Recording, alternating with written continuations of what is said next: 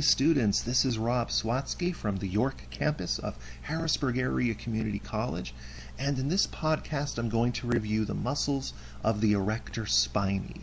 This is a large collection of deep muscles of the back, which are the major extensors of the vertebral column, also called the backbone. And I'm going to draw these muscles in a way to allow you to draw them along with me as you follow the podcast.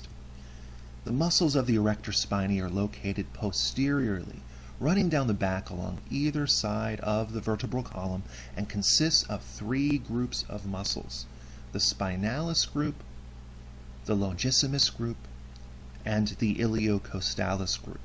And I'm going to start with the spinalis group. This is the most medial of the three.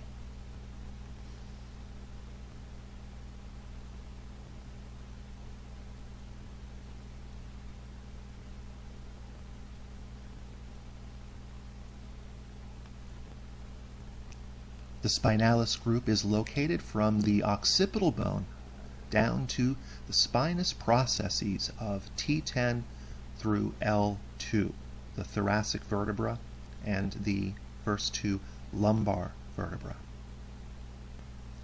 The spinalis group consists of three muscles that are named after the area of the body that they're associated with: the spinalis capitis, spinalis cervicus, and the spinalis thoracis.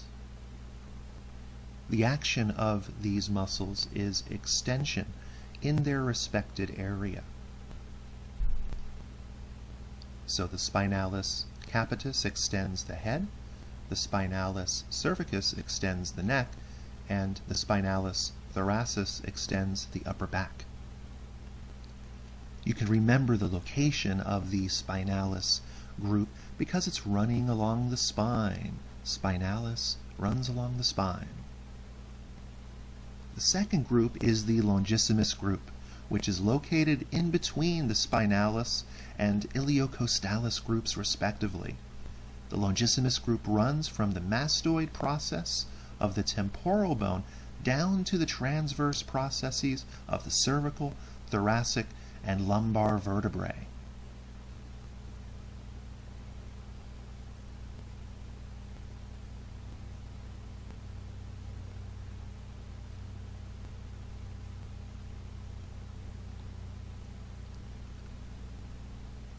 Now, one reason why the longissimus is called the longissimus is because it's so long, from the mastoid process of the skull all the way down to the lumbar vertebrae and its transverse processes.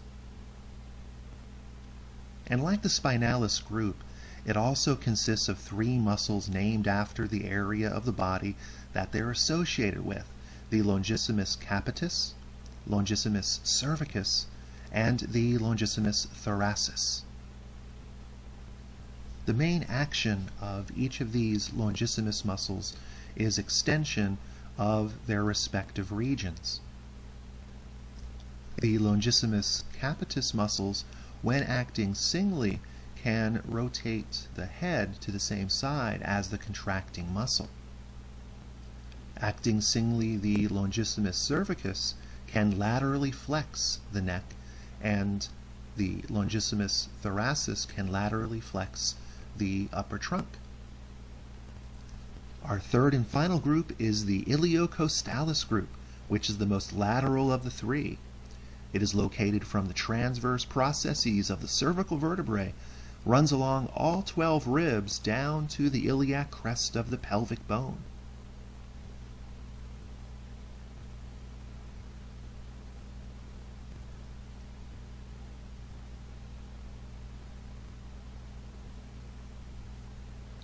It also consists of three muscles: the iliocostalis cervicus, the iliocostalis thoracis, and the iliocostalis lumborum.